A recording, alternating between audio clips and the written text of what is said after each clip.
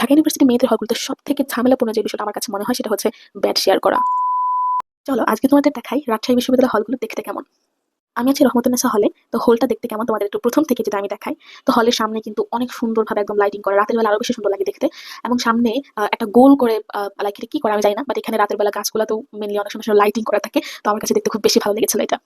তারপর একদম নিচের ফ্লোরে হচ্ছে হল কর্তৃপক্ষের যে অফিসগুলো থাকে, অফিসগুলো রয়েছে এবং পানি নেওয়ার খুব সুন্দর একটা ব্যবস্থা রয়েছে। আমি যাওয়ার পর থেকে দেখছি যে সবসময় না পানি পাওয়া যায়, মানে খাবার পানিটা সবসময় পাওয়া যায়। এটাও একটা ইন্টারেস্টিং ফ্যাক্ট হিসেবে তোমরা ধরতে পারো। তারপরে নিচে আরেকটা খুব ভালো বিষয় হচ্ছে যে মেয়েদের জন্য বসার জন্য খুব সুন্দর করে জায়গা করে দেওয়া হয়েছে এবং আড্ডা দেওয়ার জন্য দুটো সুন্দর সুন্দর দোলনার ব্যবস্থা করা হয়েছে। রাতের বেলা এখানে আপুদেরকে আমি দেখেছি যে হলের আপুরা ব্যাডমিন্টন খেলছেন। এটাও কিন্তু একটা ইন্টারেস্টিং বিষয় যে হলের ভেতরে তুমি সুন্দর করে সবাই মিলে ব্যাডমিন্টন খেলতে পারছো। আসলে রাজশাহী হলগুলো তো এত সুন্দরভাবে জায়গা দেওয়া আছে, এত মানে কি বলে যে জায়গা নিয়ে করা হয়েছে, যার কারণে আমার মনে হয় না হলের আপুদেরকে বেশি সময়ের জন্য বাইরে বের হতে হয়। ওনারা যদি কোনো খেলা খেলতে যায়, ব্যাডমিন্টন ক্রিকেট বলো, সবগুলো না হলে থেকেই খেলতে পারেন। নিচতলাতে রয়েছে টিভি রুম, তারপর হচ্ছে রিডিং রুম। রিডিং রুমটা অনেক বড় এবং আমার কাছে মনে হয়েছে অনেক সুন্দরভাবে অর্গানাইজড করা। তো রিডিং রুমটাতে যখন আমি ভিডিও করছি আমার ভয় লাগছিল যে আপুর আমাকে বকা দেয় কিনা, কিন্তু কিছু বলেনি, বেঁচে গিয়েছে।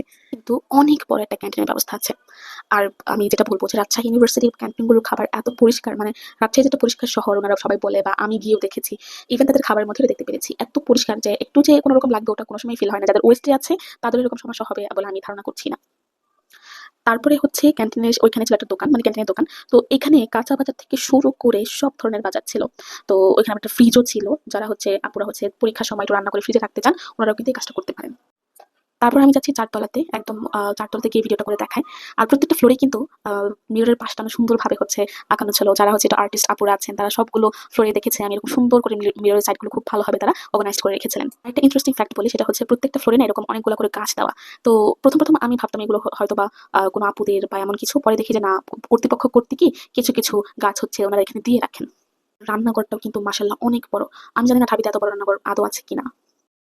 আমি রুমটা দেখাচ্ছি, রুমের সম্পূর্ণটা আমি নিচ্ছি না কারণ এখানে আরো অন্যান্য আপুরা আছেন। সাইড একটু দেখাই, তো প্রত্যেকটা রুমেই হচ্ছে সিঙ্গেল বেড, আবার সাথে একটা বড় টেবিল, আবার কাপড় রাখার জন্য কিন্তু একটা সুন্দর আলমিরা দেওয়া আছে।